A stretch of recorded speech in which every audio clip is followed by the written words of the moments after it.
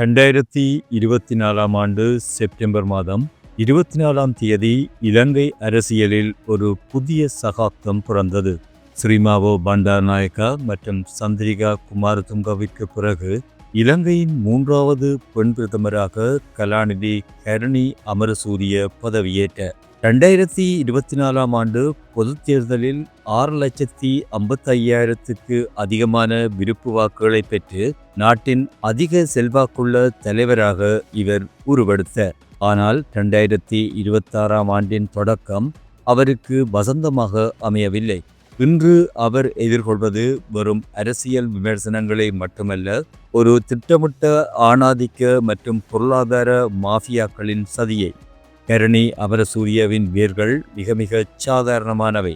1970ஆம் ஆண்டு மார்ச் மாதம் 6ஆம் தேதி ஒரு தேயிலை தோட்ட முதலாளியின் மகளாக இவர் பிறந்தார். 1972இல் கொண்டுவரப்பட்ட நிலச்சீர்திருத்த சட்டத்தால் அவர்களது குடும்ப தோட்டம் அரசாங்கத்தால் கையகப்படுத்தப்பட்டது. இதனால் இடம்பெயர்ந்து கொழும்புக்கு வந்த அந்த சிறுமி இன்று நாட்டின் தலைவியாக மாறியிருப்பது ஒரு வரலாற்று விந்தை. 3 பிள்ளைகளில் இளையவரான கருணி தனது குடும்பத்திலிருந்து அரசியலுக்கு வந்த முதல் நபர்.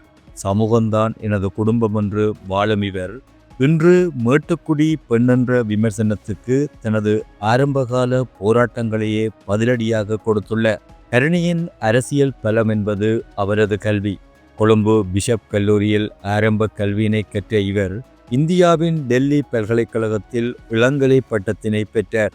பின்னர் ஆஸ்திரேலியாவில் மக்வாரி பல்கலைக்கழகத்தில் முதுகலை பட்டத்தினையும், இறுதியாக எடின்பராக் பல்கலைக்கழகத்தில் சிறுவர் பாதுகாப்பு குறித்த ஆய்வில் முனைவர் பட்டமும் பெற்றார்.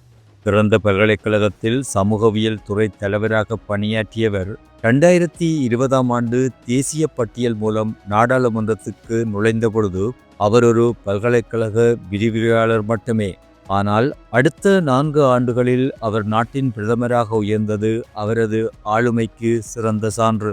2026ஆம் ஆண்டு ஜனவரி மாதம் கருணியின் நிர்வாகத்திற்கு முதற்பெரிய சோதனை வந்தது.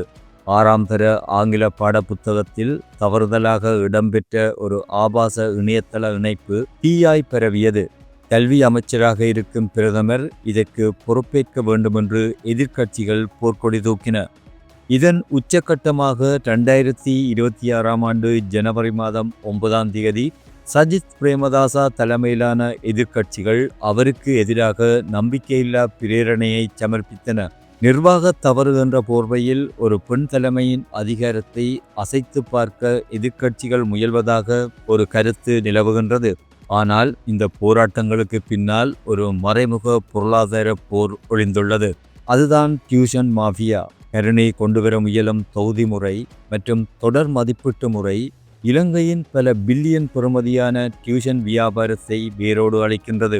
மனப்பாடம் செய்து பரீட்சை எழுதும் முறையை மாற்றி பள்ளியிலேயே முழுமையான கல்வியை வழங்க அவர் முற்படுவதால் டியூஷன் ஆசிரியர்கள் மற்றும் தனியார் கல்வி நிறுவனங்கள் கடும் அச்சத்தில் உள்ளன. பாடப்புத்தகத்தில் நடந்த சிறுபிள்ளையை ஆயுதமாக பயன்படுத்தி ஒட்டுமொத்த கல்வி சீர்திருத்தத்தையே முடக்க இந்த மாபியாக்கள் திரைமறைவில் வேலை செய்கின்றன. துரதிர்ஷ்டவசமாக இந்த அரசியல் விமர்சனங்கள் இன்று தனிப்பட்ட வெறுப்பு பேச்சுக்களாக மாறியுள்ளன. அவர் ஒரு பெண் என்பதால் அவரது உடை, அவரது தனிப்பட்ட ஒழுக்கம் மற்றும் அவரது நவீன வாழ்க்கை முறையை சமூக வலைத்தளங்களில் கேலி செய்கின்றனர். சிங்கள பௌத்த கலாச்சாரத்தை சீரழிக்க வந்த என்ஜிஓவின் முகவர் என்ற முத்திரை அவருக்கு குத்தப்படுகின்றது. ஜனவரி 2026இல் 58 முன்னணி புத்திஜீவிகள் இணைந்து இந்த கீழ்த்தரமான தாக்குதலை கண்டித்திருந்தனர். இது கருணிக்கு எதிரான போர் அல்ல, இலங்கையில் வளர்ந்து வரும் பெண் ஆளுமைக்கு எதிரான போர். பொருளாதார நெருக்கடி, மின்சார கட்டண உயர்வு, IMFின் நிபந்தனைகள் என பிரதமர் கருணி இன்று பலமுனை தாக்குதல்களை எதிர்கொள்கின்றார். ஒருபுறம் நிர்வாக சவால்கள், மறுபுறம் திட்டமிட்ட சதிவேலைகள். 1960களில் ஸ்ரீமாவோ பண்டாரநாயக்கா எதிர்கொண்ட அதே சவால்களை இன்று கருணியும் நவீன களத்தில் எதிர்கொள்கின்றார்.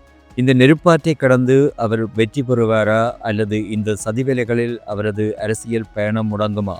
காலம்தான் பதில் சொல்ல வேண்டும். மீண்டும் இன்னும் ஒரு காணொளியில் உங்களை சந்திக்கும் வரை உங்களிடமிருந்து விடைபெறுகின்றேன். நன்றி, வணக்கம்.